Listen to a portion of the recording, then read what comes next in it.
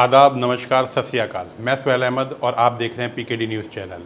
मुजफ्फरनगर के सिसौली गांव पहुंचे राज्यसभा सांसद संजय सिंह ने किसान यूनियन के राष्ट्रीय अध्यक्ष नरेश टिकैत से मुलाकात की व इस दौरान देश की वर्तमान स्थिति और किसानों के मुद्दे पर चर्चा भी की। उसके बाद प्रेस कॉन्फ्रेंस में उन्होंने क्या कहा, देखें। दूसरे दिन ही राकेश टिकैत जी मेरे घर पे गए थे। पत्नी और परिवार के लोगों से, माता जी से मुलाकात की, पिताजी से मुलाकात की और भरोसा दिलाया था कि इस परिस्थिति में किसान नेता खुद राकेश टिकैत जी, उनका संगठन हमारे साथ है। जब दिल्ली में किसानों का आंदोलन हुआ था, आपको याद होगा, मैंने पार्लियामेंट में उस समय बिल का विरोध किया था।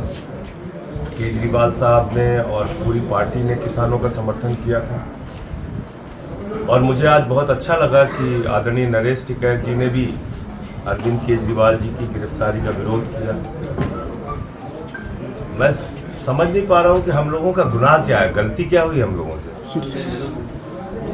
स्कूल अच्छे बनवा दिए केजरीवाल साहब ने, ये उनकी गलती है, या अस्पताल अच्छे बनवा दिए, ये उनकी गलती है, या बिजली माफ़ कर दी लोगों की, पानी माफ़ कर दिया, महिलाओं के लिए बस की फ्री यात्रा कर दी, ये उनकी गलती है क्या?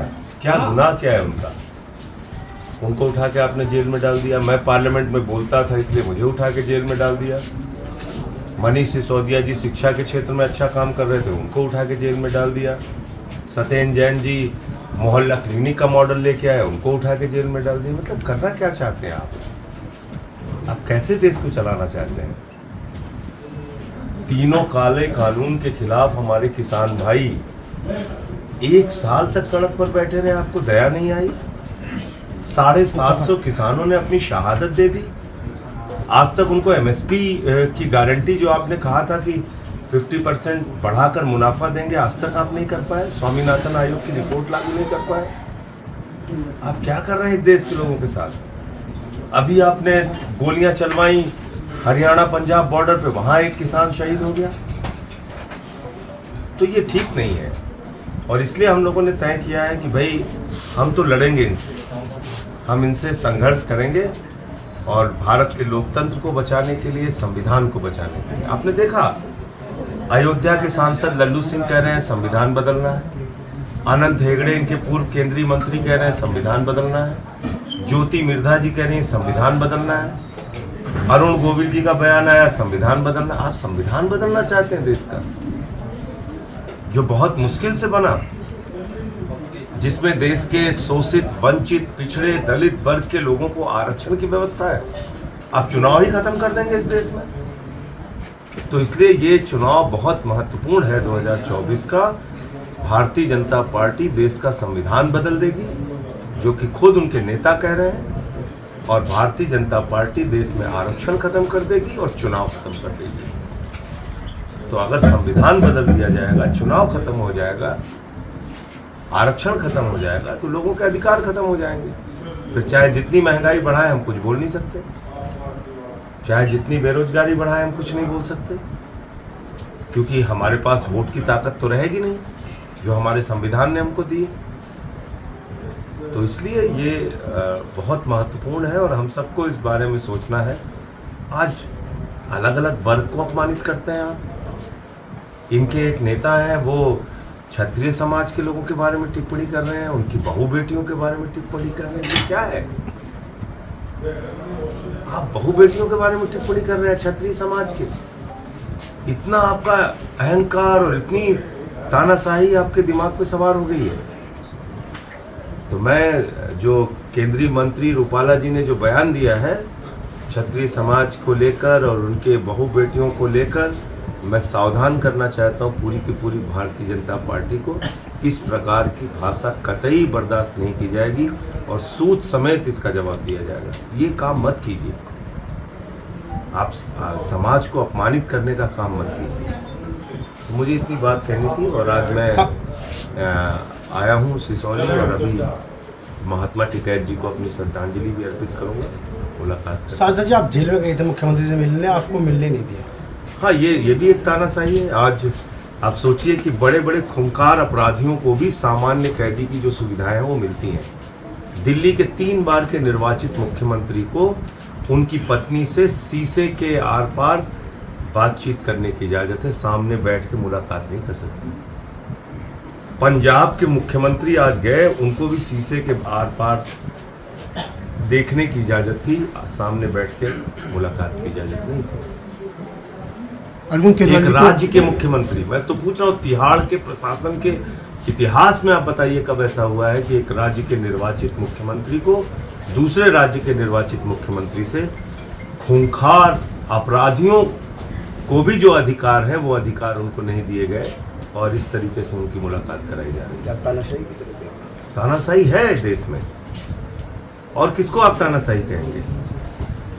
एक आदिवासी समाज के बड़े नेता और झारखंड के मुख्यमंत्री को पकड़ के आप जेल में डाल देते हैं। लोगों के बीच में सबसे लोकप्रिय मुख्यमंत्री अरविंद केजरीवाल को आप पकड़ के जेल में डाल देते हैं। संसद में हम लोग सवाल उठाते थे, हमको पकड़ के जेल में डाल दिया। सिसोदिया को, सत्येंद्र जैन को, कितने नाम बताऊं आप। ईडी ने 8000 छापेमारी की है, मात्र 0.5% उनका कन्विक्शन रेट है, यानी कि मात्र 0.5% लोगों पे अपराध सिद्ध कर पाए वो। क्या अप्रैल तो महीने में आपने जांच एजेंसियों का मतलब मजाक बना रखा है, खुलेआम आप दुरुपयोग कर रहे हैं। जांच एजेंसियां ऐसे बन गई हैं कि जैसे किसी के खिलाफ भी मुकदमे लिखो, उसको जेल में डालो, उनकी पार्टी तोड़ो, यही कर रहे हैं। अरविंद सारी चीजों को राहत मिलने की उम्मीद है कोई इस महीने? अरविंद देखिए, माननीय सर्वोच्च न्यायालय में अब मामला है, मुझे पूरी उम्मीद है कि उनको न्याय वहाँ से मिलेगा और उनके खिलाफ कोई सबूत नहीं है। 12 बयान एक आदमी का लिया गया, 10 बयान में उसने केजरीवाल का नाम नहीं लिया, अंतिम 2 बयान में लिया शरद रेड्डी ने और उसको जमानत मिल गई। बाप बेटे राघव रेड्डी और मंगुंटा रेड्डी ने 10 बयान दिए, 8 बयान में केजरीवाल का नाम नहीं लिया, अंतिम 2 में लिया, उनको जमानत मिल गई। ये क्या है? ईडी भी रिपोर्ट भेजने में देरी कर रही है। इसलिए जो शरद रेड्डी है उसने तो 60 करोड़ रुपए दिया रिश्वत बीजेपी को। जो शराब के घोटाले का किंगपिन जिसको ईडी ने कहा, उसने 60 करोड़ रुपए बीजेपी को रिश्वत दी है, साफ तौर पे दिख रहा है। तो इसको क्या कहेंगे आप? इस माहौल में भी दावा है 400 पार का। देखिए, वो तो 600 पार भी कह सकते हैं। अखंड भारत से उनकी सीटें आ सकती हैं, कुछ पाकिस्तान से, कुछ बांग्लादेश से, कुछ श्रीलंका से, कुछ अफगानिस्तान से, कहीं से भी सीटें। तो अगर 400 पार है तो ये क्यों कर रहे हैं? आप इतने दिन से पत्रकारिता कर रहे हैं, बहुत सारे नेताओं को आपने देखा होगा, जो चुनाव जीत रहा होता है वो झगड़ा करता है। आप बताइए मुझे, ये काम कौन करता है? जो चुनाव हार रहा होता है। चुनाव जीतने वाला नेता कभी भी फर्जी गिरफ्तारियां नहीं करता, बेबुनियाद आरोप लगा के अपने विपक्षियों को ख़त्म नहीं करता, अपनी सबसे बड़ी अपोजिशन पार्टी को उसका खाता सीज नहीं करता कांग्रेस पार्टी को। तो ये तो साफ तौर पे दिख रहा है कल। और हमने अखिलेश यादव जी से मुलाकात भी की थी अभी 2-3 दिन पहले, और हमने आश्वस्त किया है कि जहाँ भी इंडिया गठबंधन के प्रत्याशी हैं, कांग्रेस के, सपा के, इंडिया गठबंधन के लोगों को हम लोग सपोर्ट भी कर रहे हैं। कल बसपा सुप्रीमो मुझे फोन कर आई तुम लोगों की पश्चिमी उत्तर प्रदेश को अलग राज्य बनाएंगे। बसपा सुप्रीमो मैं उन पर कोई प्रतिक्रिया नहीं दूंगा। वो इतना ही कह सकता हूँ कि पूरी तरह से वो भारतीय जनता पार्टी के कहने पर उनका पूरा संगठन काम कर रहा है। अच्छा, पहले चरण की वोटिंग है 19 तारीख को, लेकिन आप